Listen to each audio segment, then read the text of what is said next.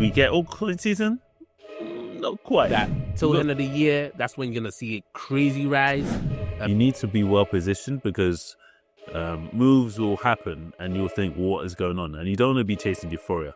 That's the worst time. You don't want to be buying when everybody else is selling because you, at that point, are just labeled as exit liquidity. The content presented in this podcast is intended for informational and educational purposes only. It should not be considered as financial advice, and listeners are encouraged to conduct their own research or consult with a qualified professional before making any investment decisions. Crypto flip.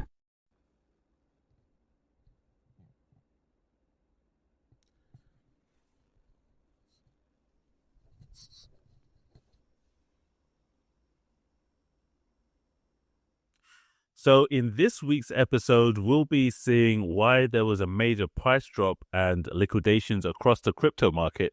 We'll also be exploring how the 0.25 basis cut to interest rates affected the rest of crypto. We'll see why Crypto.com's latest data breach is a big problem. I will see how the upcoming speech for Jerome Powell on the 24th of September will affect the rest of the market. But before we get into that, you know what we have to do? We have to talk to the DJs in the space and listen to some crypto confessions. So let's get into it. Been in crypto since early 2019. Found NFTs, found meme coins around the same time. Pepe came out. Round tripped 5 to 6 figures multiple times. Was down to my last one soul in March of last year. Threw it into Trump at 10K. Diamond handed most of it to all-time high of 150 million. Turned one soul into almost 7 figures. Thought I was set. That's crazy, right? Thought I was set. Cashed some out. Bought my wife a new car. 1 month later, my Telegram was hacked and I lost close to 600k. Since then, I've put much in trying to make it all back. I've lost more than I gained. I even had to sell my IRL business because of the debt crypto got me in. The market's just not the same anymore. The dream of being a meme coin millionaire is dead. What do you make of that? Oh my God, bro! How can you say the dream of being a millionaire? Meme coin millionaire is dead. Meme coin millionaire. Yeah, no, meme coin millionaire is dead. When you did it already, bro, you did it. You turned one soul into 7 figures. But what did he spend all that money? So he never really felt like he had that milli. You know. Well, you did it. You achieved it already. Like it was tangible. Like you know, the only reason why you effed up is because you kept your proceed in that Telegram wallet. And I know I never felt comfortable using Telegram wallet to begin with because it's something that I was just introduced this cycle. It's literally less than 2 years old. And to be bag holding over 6 figures, I wouldn't even say a million, over 6 figures in those wallets is crazy work. Like, you know what? Sometimes people don't like, oh, I go YOLO, I keep my money in exchanges, blah, blah, blah, blah. Those guys are like, okay, you're a bit crazy, but this guy is fully nuts because for you to leave that amount of money in this Telegram wallet is insane. And it's just unfortunate that you got hacked. And this is always the story of people seeing their dreams falter because of not taking that extra precaution just to be safe. Like, why put all your funds in one little wallet, which you know can be coming? Why not move into a more custodial wallet, like, you know what I mean? Or even a paper wallet that you have full control over. So it's just, I mean, and then to make matters worse, you started chasing the gains. Like that one sold to 7 figures was so good, you had to taste it again. And then in doing that, you basically ruined everything. Like you had to sell your business because of the crypto debt. If I were you, I would have sold the car, bought my girlfriend. I was like, nah, baby, you're back on the bus. I mean, you rather decide to sell business because at least a business, you can get business dividend from that. But, bro, come on, man. Just literally turn a muddled water into a volcano, fam. That's literally what this man done. Like, You didn't need to go this far to chase. Like, the moment you got hacked, you better just start hitting a reset. Boom. Start from trenches. And then I think the issue you suffer from is, it doesn't understand, it's a rotationary market where like people rotate from Bitcoin pumping to ETH, then to Sol, or to Sol to ETH, whichever route you want to take, followed by then meme coins, or has ETH is pumping, the meme coin pump, has Sol pumping, the Solana meme coin pump, and then you missed that boat because you're right in the middle of it, you chopped from it, and eventually you refused to rotate on, because that's when we had the mad alts pumping. And then after that, we had a massive pullback. And then we're back up again. And now we're kind of stuck in a little bit of range. So just not reading the tea leaves enough and seeing where the cycle is. And then, man, it's just unfortunate that you got hacked, because, I mean, this confession was one step away from being a pretty, like generational type confession. But unfortunately, it's now fitted into the sky, fam. So truly a shame. Truly a shame. What do you think? No, definitely is a shame. I think that this guy had so much potential and he did a lot of things right, but you can see in crypto there's a very fine line between, being a millionaire and being the guy that used to have it. The guy that was the man, but is no longer the guy. Because you had 7 figures and now you had to sell your business. There's a large gap between those two things. And it didn't have to be that way. Now, just like Deji said, Telegram wallets are a thing of this particular cycle. They weren't really a thing prior to this cycle. And I've used some of them before, but I've never really had that much in any one, like Telegram wallet at any time, because I don't really trust them. You don't know who these developers are. They're not really like... They're more indie developers than, say, institutionally backed teams and things like that. So, it could be rogue, it could be anything.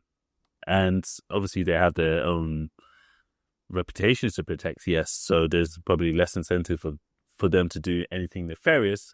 But why am I going to take a chance? Even if they didn't do anything nefarious, who's to say that they just aren't, good coders, and there's, the security issues and whatnot. So it's a cautionary tale to everybody out there. Be careful with where you store most of your crypto wealth. Only put, the amount you are willing to trade within any sort of wallet that isn't necessarily the most reputable.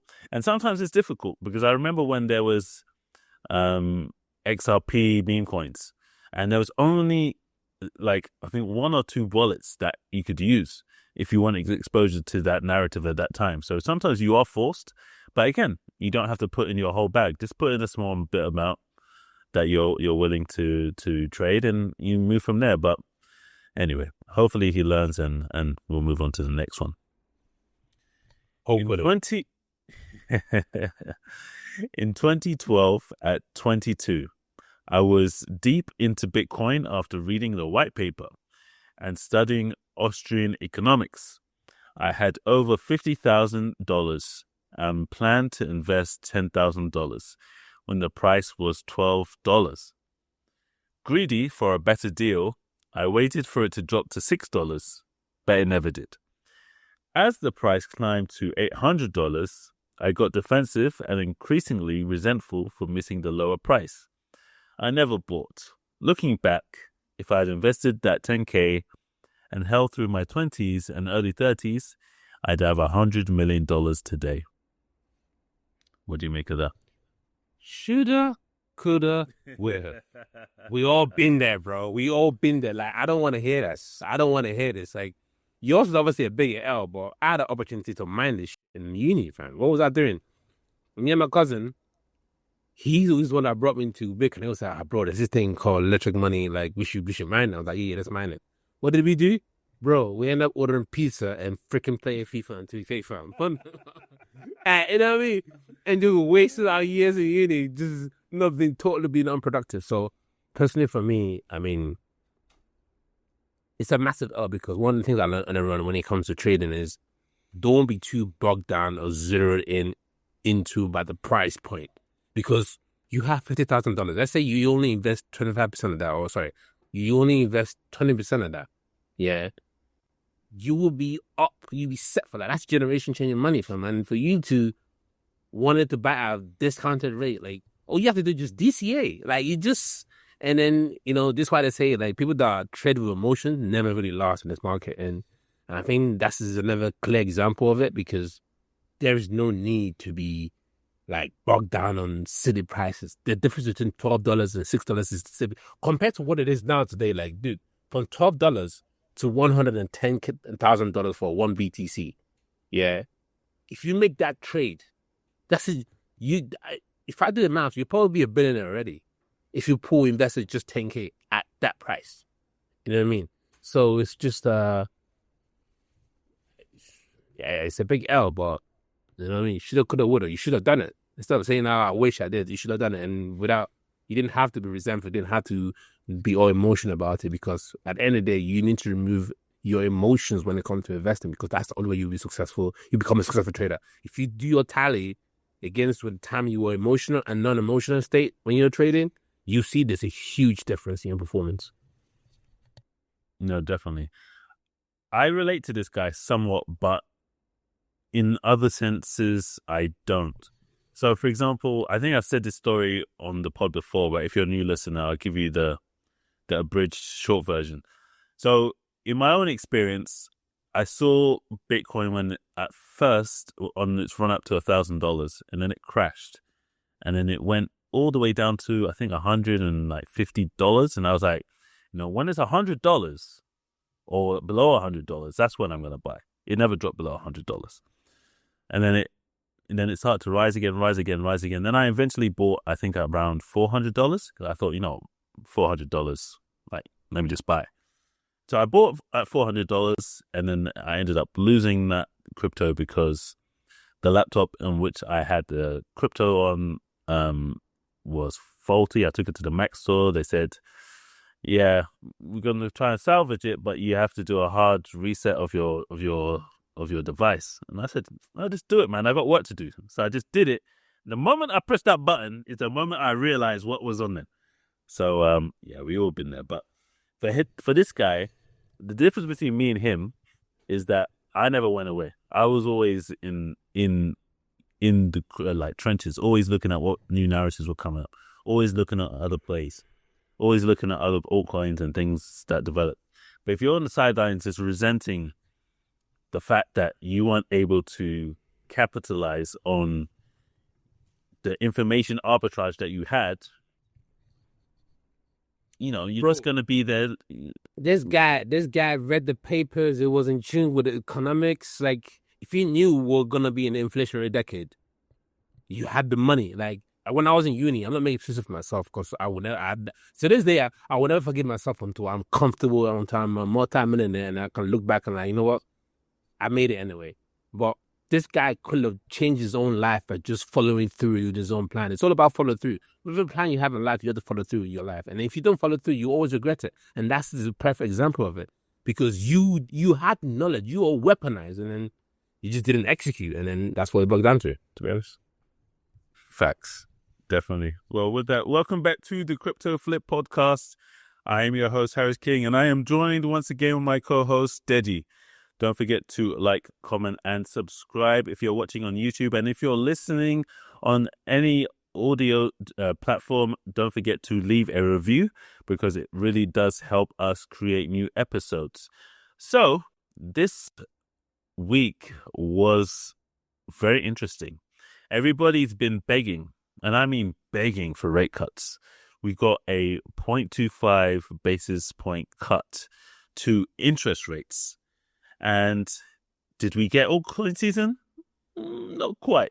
We got something else which was a bit unexpected if you've not been here before. But for those of us who are experienced traders, you know, we kind of knew what to expect, and the market didn't disappoint.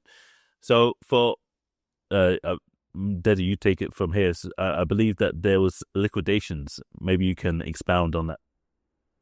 Yes, absolutely. So, I mean, there's so many layers to peel here, and So I'll try my best to prepare as much as I can, and then if anything has missed, I'll relay it back later on.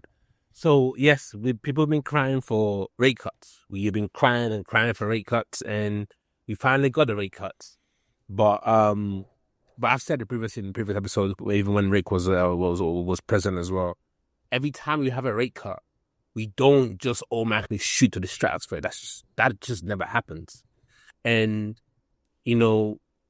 one of the reasons why I feel like we got this rate cut is because the job unemployment was starting to tick back up again. And even though the inflation is kind of like stagnated, it hasn't it hasn't gone up too much since they've kept the rate stay stable.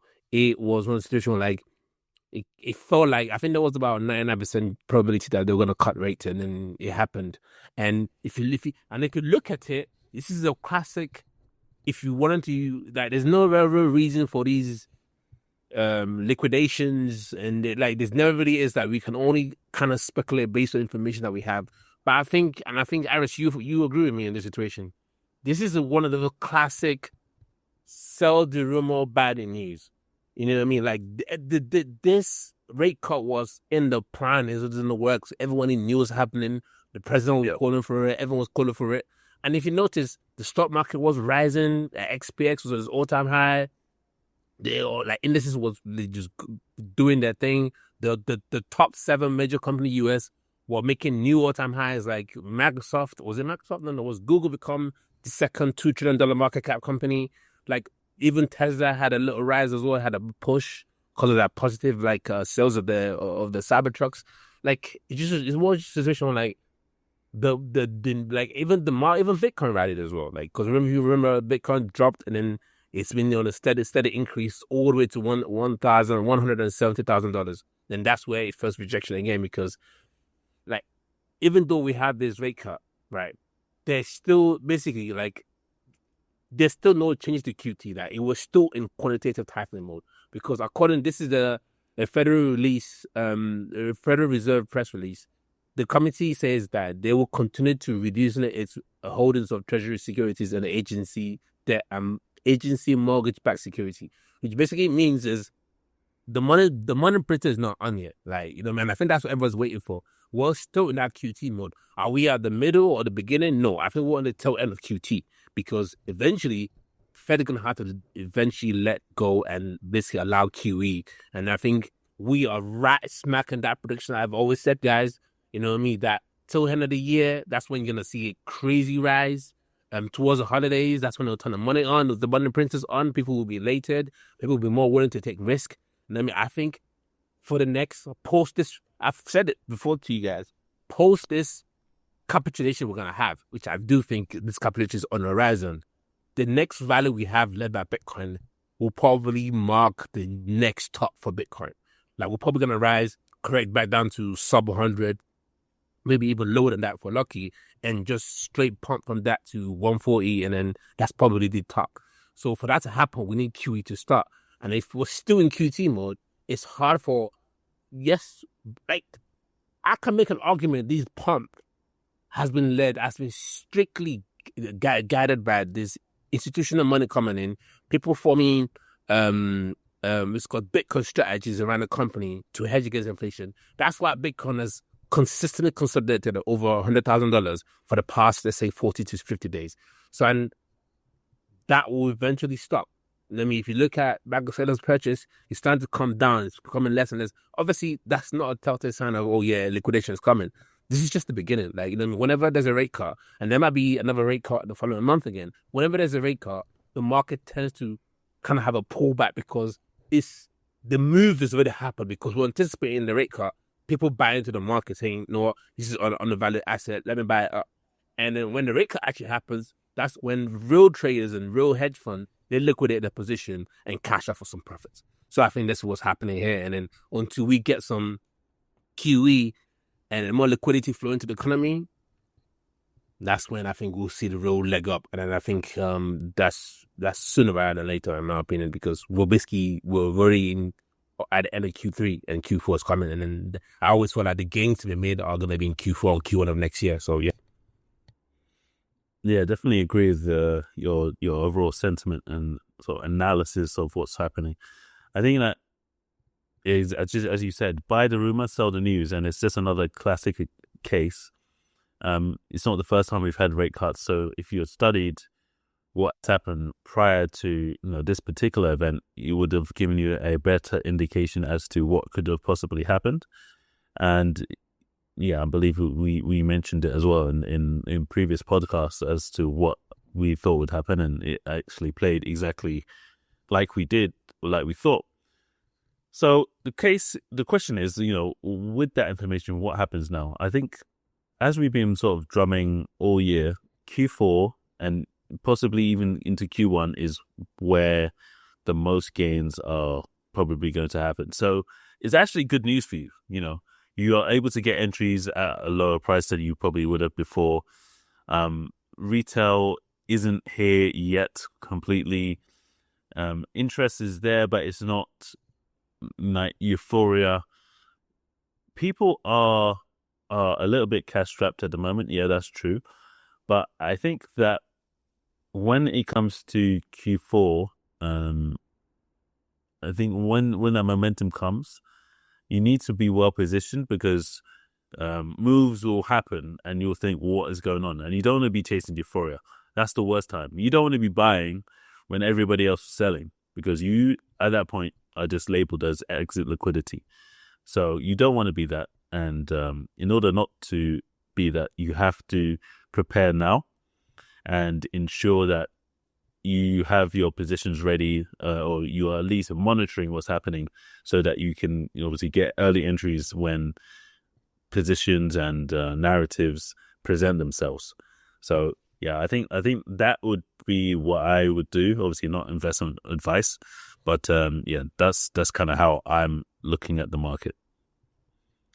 And how I'm looking at this company is with definitely a side eye, and that's Crypto.com, because yesterday, or in fact not even yesterday, 10 hours ago, there was a data breach linked to Scatter Spider Hacker Collective, and the platform confirmed a limited breach, allegedly, linked to a known hacker group, which raised security concerns for exchange and users. Obviously, this is not the first hack that we've reported on. Hacks seem to be going on all the time. But during a bull market, hackers are active. So you need to be even more wary. Now, Crypto.com, fortunately for most people, are very liquid and they have a lot of cash on hand. So I'm sure that they'll make everybody whole that has had some issues, assuming that obviously they've been doing right by their users and using their cash properly. So yeah, I wouldn't expect this to be an FTX part 2 or anything like that. But in saying that, you can't rely on exchanges to, save you, because they're not there to save you. They're just there to make money and let them fulfill their purpose, and you're there to make money. And the only way you can make money is by not losing money. So making sure that you have a good setup as far as, having cold storage and only leaving what you need to in an exchange for trading. And yeah, you should be good if you actually follow that. What do you make of that, Deji? You said it best. Like, I don't know what it is. Well, actually, I do know what it is, but whenever it's bull market, this hackers come out to play. Like, you don't hear a peep from these guys during the bear market, because I don't know if they're accumulating tokens or they're just sharpening their hacking skills, but they're quiet. But comes bull season, oh my goodness, they are full on with the strategy, and with the new invention and addition of AI technology, their skills have just been greatly enhanced. And nobody's safe. Like, for them to target obviously I know this is related to Crypto.com, but if you're targeting Ledger, that means anyone is not safe. Even Binance, Monzo, all these fintech companies and crypto companies are constantly telling you, oh, we're not the one calling you. If you call, you say you want to help you reset your password. It's a lie. Like, and then even with all this warning, they still figure out a way to hack in, and they can figure out a way to compromise security and get what they want. So it's crazy how these guys, I said it before, I think I'm in the wrong career, but hey, it is what it is. You don't choose a career, your career chooses you. So I'm one of those straight, narrow developer rather than a crooked hacker. But hey, listen, sometimes being a crook can pay, as you know, trust me. By the way, with regards to crypto.com, correct me if I'm wrong, this is a old unreported hack, isn't it? That they're just not reporting, or is this really actually just happened recently? Well, there's been multiple reports of it recently, so I'm not sure if it's an old hack which they're just now publicizing, or if it's a brand new hack. But it's something that it's definitely people should be concerned about. Yeah, I think this is an old unreported hack, and was it by the Spider Hacking Group? Yeah, that's the one. Yeah. This is a old, like, I don't understand why they didn't report it. I guess there's no penalty in not reporting hacks, but clearly it stated like the incident was contained within hours and no customer funds was accessed or at risk. So because of that, that's why they probably. I think usually the reason why the people disclose hacks because when you know you're truly at risk and you don't tell them, if you don't tell your customers what's happening, it could greatly enhance your losses when like people are still treating like, oh, everything's fine, everything's dandy, there's business as usual, and then it turns out it's not business as usual. It's actually you're compromised, and you should probably just let your customers know because you don't want to be down hundreds and hundreds of million because you're trying to cover up something. But crypto.com is lucky that this wasn't a huge one and then they didn't get wiped out, because a lot of these exchanges, what usually happen is you either get hacked and then that exposes your fractional crypto banking that you're doing and exposes that you don't actually have the reserve that you say you have, or you get lucky and actually doesn't happen. So luckily, crypto.com is, I think, I could tell you, they're quite well known, especially in the US, and they've got a lot of political reach as well. So I think they'll probably be here in the next cycle or the following cycle. So yeah, I mean, this is nothing new. I mean, when it comes to what two things are common in bull run? You're gonna see leverage traders get wrecked, and people make money, obviously, and you're gonna see hackers come into play. So that's what's happening. Yeah, definitely. Those two things are definitely guaranteed. And something else that I didn't think was guaranteed, but is definitely guaranteed, is that Binance, BNB, has reached an all-time high of over $1,000, which is crazy to think of when you hear it out loud. But I saw this on the timeline and I was like, what? $1,000 for BNB? I remember when I was trading for under $100. And it's remained strong, top 5, and it's trading above Solana, which is it's only 20 billion above Solana in terms of market cap. But yeah, I mean, when you look at the price of BNB, it's quite amazing to see that it's reached those type of heights. What do you make of the new all-time high? Listen. I'm glad we're talking about this because I got a lot to say about this, bro.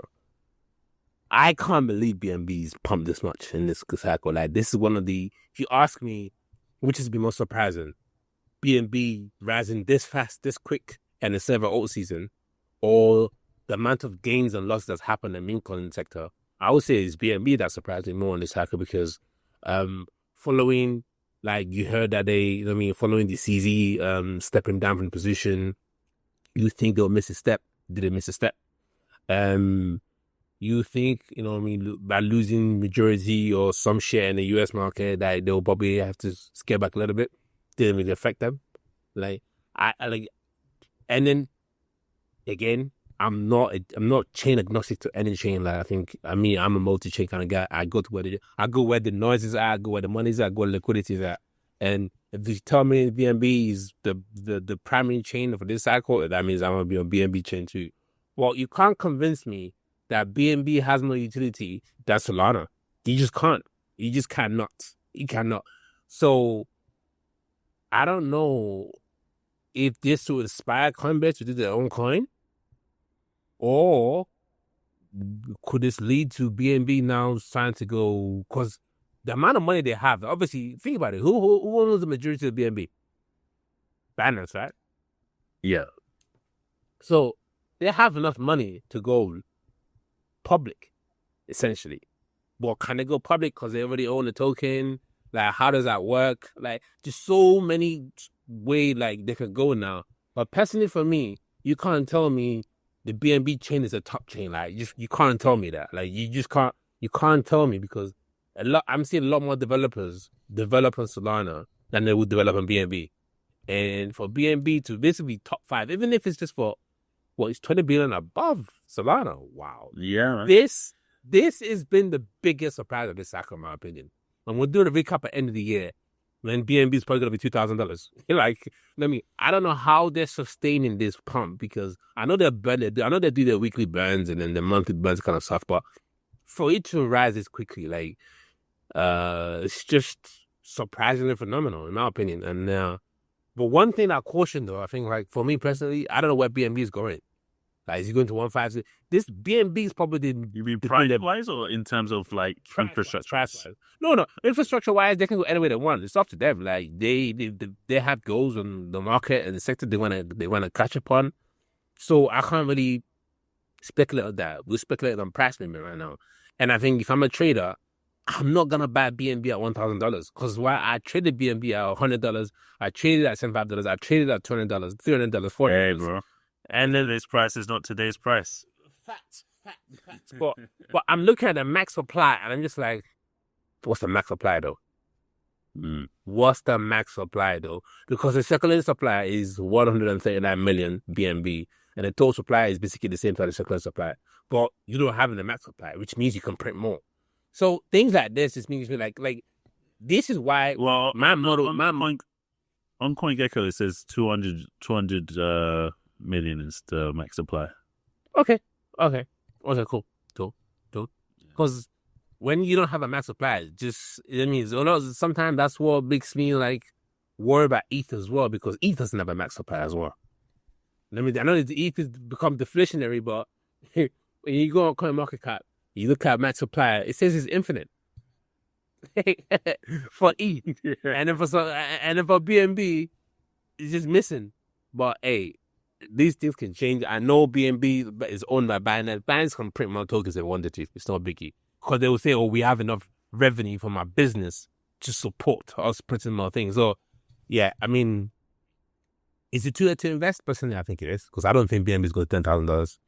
But there's other tokens that are more performing than this now. I think you're better looking at tokens that got quality L1s, L2 utilities, that they're range low, consolidating. They might drop a bit more, but you want to pick those up rather than chasing BNB because it's too late. Like, we saw BNB at 500 at the beginning of the cycle. We saw it at 400 at the beginning of the cycle. Like, it's just ridiculous. Like, it's been such a crazy pump. And then, like, the last time you saw BNB was basically October. At this time, 2 years ago, it was $205. So if you bought that, that would have been a nice little trade, 5x, boom. But that was the lowest. The lowest BNB was $250. So if you bought that, phenomenal trade. Yeah, 5x in the air is definitely nothing to sniff at. I think that with this trade, it's good to see some legacy coins go above the previous all-time highs, because I think it gives hope for other legacy coins to do the same. Now, not everything is going to do that for sure, because as we've discussed previously, with the emergence of meme coins, especially, obviously we've always had meme coins, but meme coins as they are today, in the state that they're in, and with the amount of liquidity that they, suck up, it has split focus amongst crypto investors, and it has effectively, dried up the liquidity for a lot of altcoins. But even in saying that, BNB reaching an all-time high is definitely good news.